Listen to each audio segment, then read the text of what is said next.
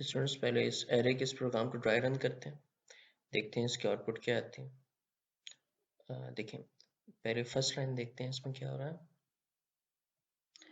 इस लाइन में हमें पता है कि एक एरे बन रही है, उसकी डाटा टाइप क्या है, इंटीजर है, एरे का नाम मार्क्स है और उसका साइज क्या है 3। तो हम मेमोरी में बना लेते हैं एक एरे, इस जगह बना लेते हैं। सपोज एक हम एरे बना लेते हैं।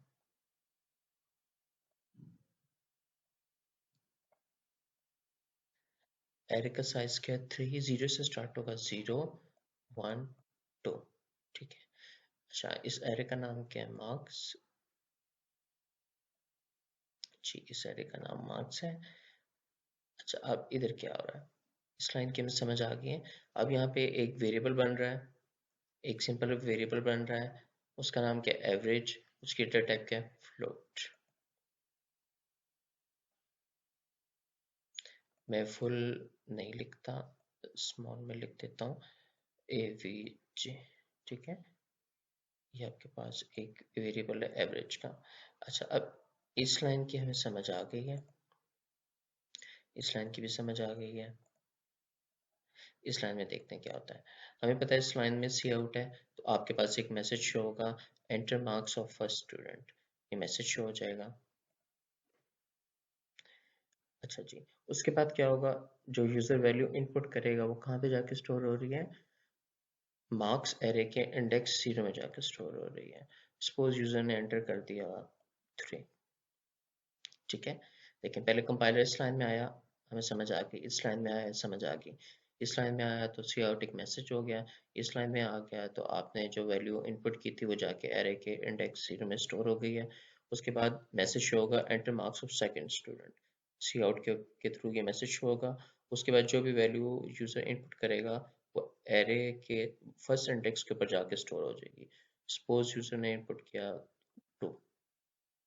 ठीक है, तो यहाँ पे जाके स्टोर होगी। उसके बाद कंपाइलर इस लाइन में आया, इस लाइन में आया तो क्या हुआ, एक मैसेज शो होगा enter marks of third student, ये मैसेज शो होगा।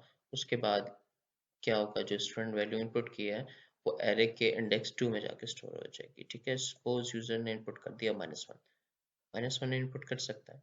ठीक है, वैल्यू हमने देखा था कि नेगेटिव हो सकती है, जो आप वैल्यू इनपुट कर रहे हो नेगेटिव हो सकती है, इंडेक्स नेगेटिव नहीं हो सकता। ठीक है, और हमने ये देखा था कि इंडेक्स को हम इस तरह से रिप्रेजेंट करते हैं। ठीक है, इंडेक्स को हमने इधर लिखना होता है, और जो वैल्यू है वो हम असाइनमेंट ऑपरेटर के राइट साइड पे लिखते हैं। वैल्यू कुछ भी हो सकती है, अगर इंटीजर टाइप का वेरिएबल है, क्योंकि एरे अभी हमारे पास इंटीजर टाइप की है, तो इंटीजर की जो लेंथ होती है उसके अंदर रहते हुए इंटीजर टाइप की वैल्यू कुछ भी हो सकती है। जी, हम यहाँ तक पहुँच गए थे, ये हमने कहा था -1 तक आ गए हैं। इसके बाद क्या है, एक वेरिएबल है एवरेज का, वो पहले से बना हुआ है, उसमें क्या है, मार्क्स एरे का 0 इंडेक्स प्लस मार्क्स एरे का 1 इंडेक्स प्लस मार्क्स एरे का 2 इंडेक्स, ये तीनों का सम हो रहा है। ठीक है, तो आपके पास क्या आएगा, 4 आ गया, डिवाइड पे क्या आएगा, 3 आ गया। ठीक है, तो आपके पास ये जो भी आंसर आएगा कहाँ पे जाकर स्टोर हो जाएगा, एवरेज 4/3। देख लेते आते हैं, ये पॉइंट 1.3 आंसर आएगा। 1.3 क्योंकि एवरेज कौन सा डेटा टाइप है, फ्लोट है, तो आपके पास यहाँ पे आ जाएगा 1.3। 1.3 किस वेरिएबल में रखा है, एवरेज में रखा हुआ है। उसके बाद आप सी आउट क्या कर रहे हैं, सी आउट में लिखा आ जाएगा average marks colon average variable की वैल्यू, वो क्या आ रही है 1.3। ठीक है, तो ये हमारे पास एक छोटा सा प्रोग्राम था जिसमें हमने एरे के थ्रू यूजर से वैल्यू इनपुट ली है और उसे शो करवाई है। इस प्रोग्राम में हमारा बेसिक पर्पस ये है कि हम इनपुट लेना सीखें। जैसे सी इन हम नॉर्मल वेरिएबल के साथ प्ले करते थे, नॉर्मल वेरिएबल के साथ यूज करते थे, इस तरह अब हमने एरे के साथ किया। अच्छा देखिए, यहाँ पे अभी तक तो बात थी 3 नंबर्स की, हमने 3 यूजर से नंबर्स इनपुट करवा लिए तो कोई मसला नहीं। अगर मैं आपसे कहता हूँ कि आपने पूरी क्लास के मार्क्स इनपुट करवाने हैं तो फिर क्या होगा, फिर भी आप कुछ ना कुछ ट्राई करके कोड लिख लेंगे। ये जो कोड है ये सारी लाइंस आपने 50 टाइम रिपीट करनी है। ठीक है, तो इसी पर्पस के लिए हमने देखा था, हमने लूप पढ़े थे, कि लूप हमने किस लिए पढ़े थे, कि जब आपने कोड के अंदर कुछ स्टेटमेंट्स को बार बार रिपीट करना हो तो हम लूप यूज करते हैं। तो एरे को हम लूप के साथ यूज कर सकते हैं। ठीक है, लाजमी नहीं है। देखिए इस प्रोग्राम में हमने एरे यूज किया विदाउट लूप, तो हमें समझ भी आ गई है। अब यहाँ पे आपको जहाँ पे ये 0 नज़र आ रहा है, 1 नज़र आ रहा है, 2 नज़र आ रहा है, इधर हम कंट्रोल वेरिएबल लूप का यूज़ कर सकते हैं, ठीक है? बाकी सारा कोड यही रहेगा, सिर्फ हम लूप का कंट्रोल वेरिएबल 0 1 2 की जगह आई यूज़ कर सकते हैं, जे यूज़ कर सकते हैं। और अगर आप देखें, अगर हमने इसी प्रोग्राम को लूप के थ्रू करना हो तो लूप के थ्रू हमने तीन चीज़ें देखी थी कि लूप के कंट्रोल वेरिएबल स्टार्ट कहाँ से हो रहा है, कहाँ से स्टार्ट हो रहा है, 0 से, एंड कहाँ पे हो रहा है, 2 पे, और बीच में इंक्रीमेंट क्या हो रहा है, 1 का इंक्रीमेंट है, ठीक है? तो अब हम इसको लूप के थ्रू भी कर सकते हैं, देखें। अच्छा चलिए, ये बात तो हमें लूप के थ्रू समझ आ गई है। अब हम बात करते हैं यहाँ पे क्या होगा, ठीक है? ये एवरेज का फार्मूला आप अगर आपने लूप के थ्रू लगाना है तो कैसे? यहाँ पे तो बड़ा आसान है, 0 1 2, लूप के थ्रू क्या होगा, नेक्स्ट एग्जांपल में देखते हैं।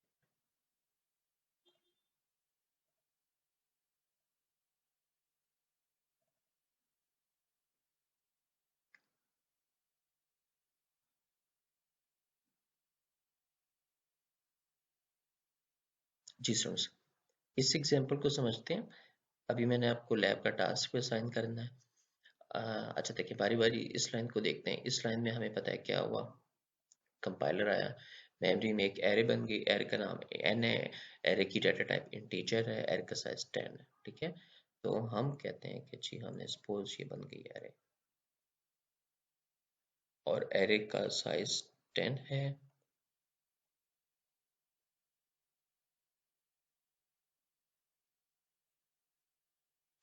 0 1 2 3 4 5 6 7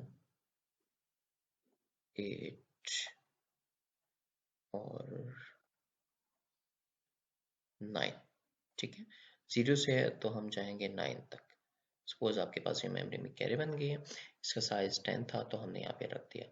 अच्छा, उसके बाद दो इंटीजर टाइप के वेरिएबल डिक्लेयर करने, आई और जे। हम जी यहाँ पे एक आई बना देते हैं इधर, और इधर एक जे बना देते हैं।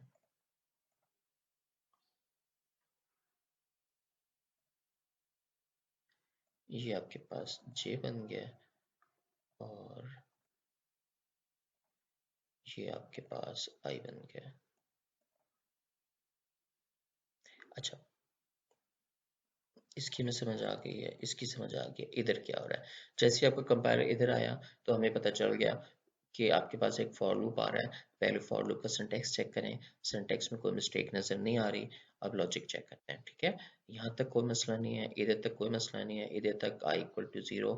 आई ऊपर देखें डिक्लेयर है या नहीं, डिक्लेयर है तो कोई मसला नहीं। सेमी कॉलन का भी हमें पता है, यहाँ पे कंडीशन लग रही है, ठीक है? फॉर लूप पहले आपको पता है यहाँ से स्टार्ट हुआ, फिर उसके बाद फॉर लूप इधर आया, फिर कहाँ पे चला गया, बॉडी में चला गया। अच्छा, बॉडी में क्या हो रहा है जी? बॉडी में आप कह रहे हैं enter value of N, user को एक मैसेज आया एंटर वैल्यू ऑफ एन। अच्छा, यहाँ से देखें, इधर तक आपके पास डबल कोट्स के अंदर हो रहा है, ये हमें सीधा सीधा प्रिंट हो जाएगा, ठीक है? उसके बाद क्या हो रहा है, आई की वैल्यू आ रही है। आई की करंट वैल्यू देखें वेरिएबल में क्या है, हमने यहाँ पे लिखी नहीं थी। जैसे आपके पास ये लाइन आई तो आई की वैल्यू क्या आ गई वेरिएबल में, ये देखें यहाँ पे 0 आ गई है, ठीक है? जे की वैल्यू इस लाइन तक आ रही है, जे की वैल्यू इस लाइन तक नहीं आ रही, और एन की वैल्यू आ रही है, एन की कोई वैल्यू नहीं आ रही, ठीक है?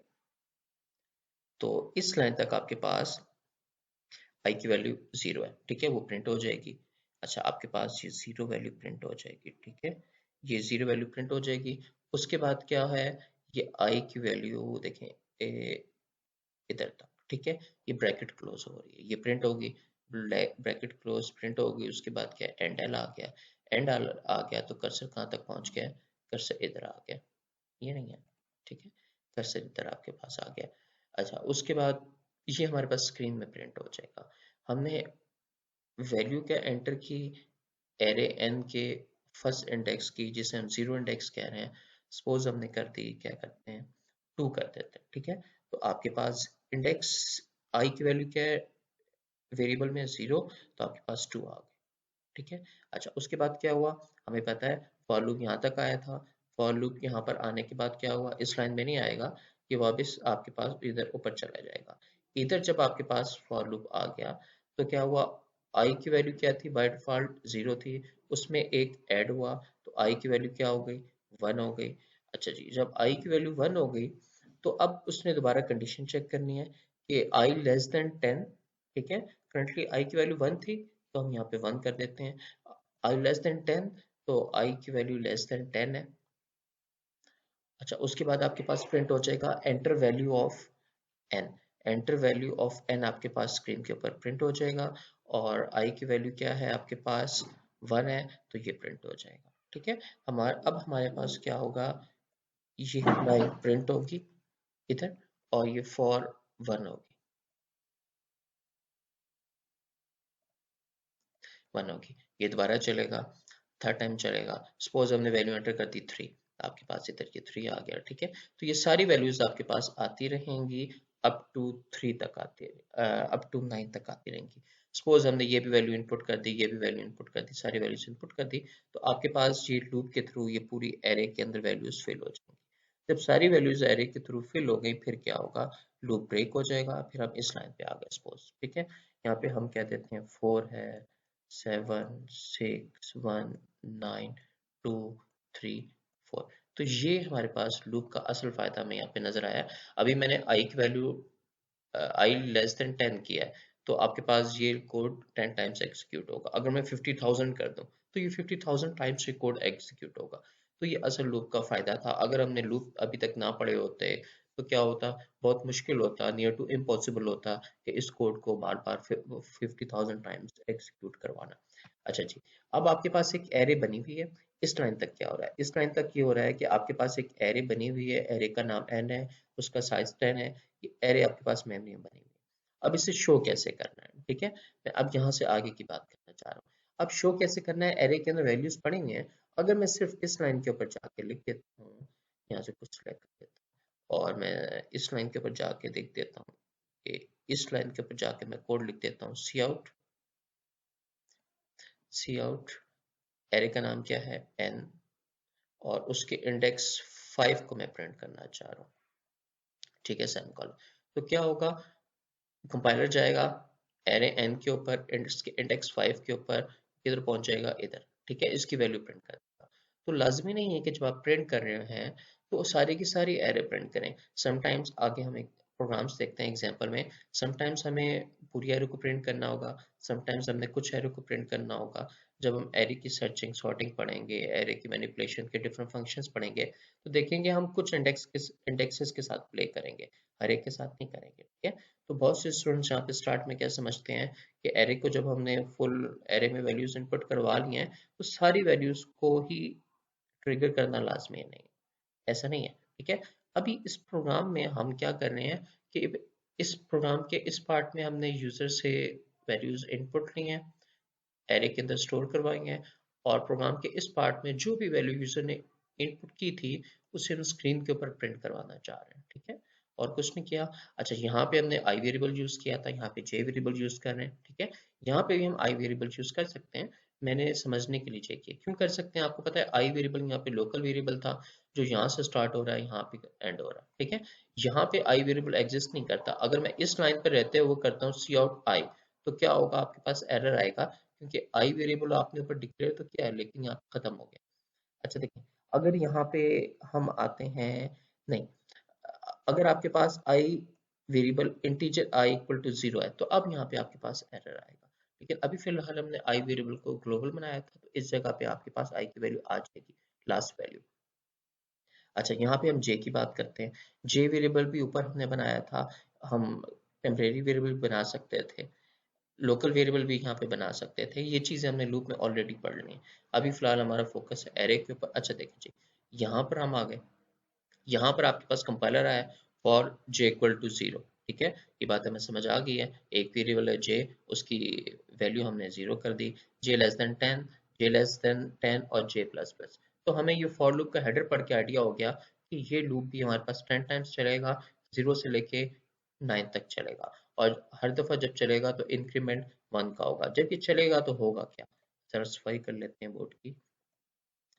जब ये चलेगा आपके पास सबसे पहले क्या प्रिंट होगा, देखिए यहाँ तक हम आए थे, तो डबल कोट्स में आपके पास प्रिंट हो जाएगा, डबल कोट्स में ये और ये आपके पास प्रिंट हो जाएगा n, ये ब्रैकेट स्टार्ट हो रही है, उसके बाद जे की वैल्यू, जे की करंट वैल्यू क्या है 0, ये प्रिंट हो रहा है, सिर्फ हम प्रिंट करवाने के लिए यूज करें।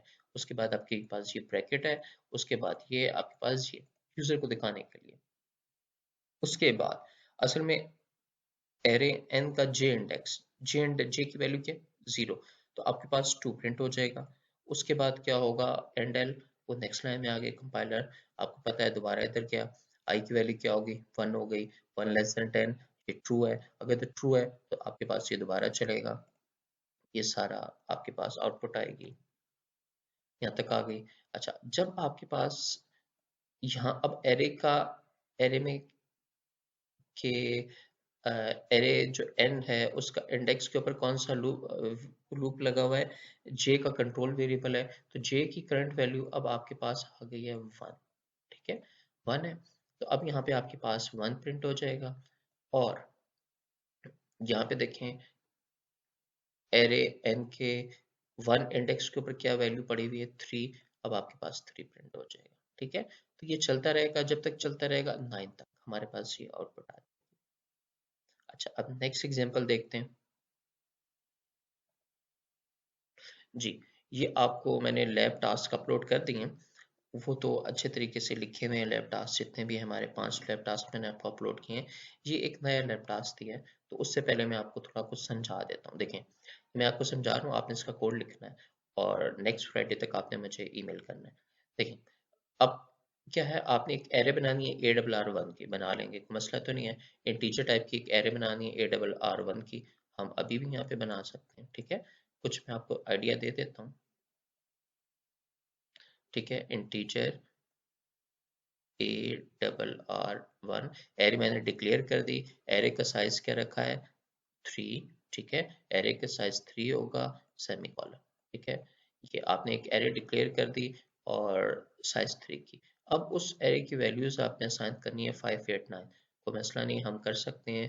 ARR1 इंडेक्स 0 में आपने क्या रखना है 5, उसके बाद 1 में 8 और फिर 9, ठीक है।